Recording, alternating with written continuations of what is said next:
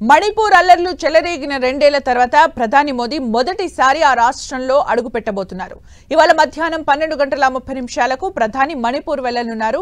మిజోరంలోని ఐజ్వాల్ నుంచి మోదీ చురాచంద్పూర్కు వెళ్లనున్నారు. మైతీ కుకీ తెగల మధ్య ఘర్షణల్లో నిరాశ్రయులైన వారిని మోదీ కలుసుకోనున్నారు. అనంతరం రాష్ట్ర వ్యాప్తంగా 7,300 కోట్ల విలువైన ప్రాజెక్టులకు ప్రధాని మోదీ శంకుస్థాపన చేయనున్నారు.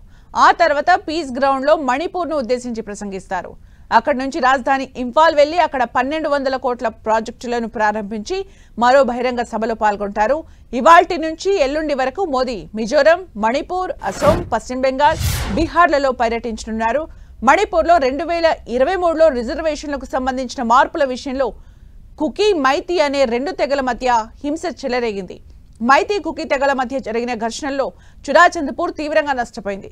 దాదాపు 260 మందికి పైగా బలయ్యారు. వేల మంది నిరాశ్రయులయ్యారు. మణిపూర్ ఘర్షణల్లో చాలా దారుణాలు జరిగాయి.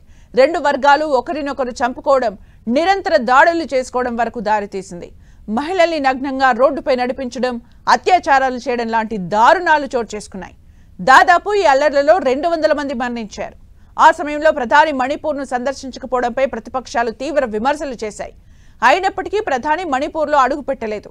ఇక 2 ఏళ్ల తర్వాత ప్రధాని మోదీ మణిపూర్కు వెళ్తుండటంతో అక్కడి ప్రజలకు ఎలాంటి హామీలు ఇస్తారు, నిరాశ్రయులకు ఎలా భరోసా కల్పిస్తారనేది ఆసక్తికరంగా మారింది.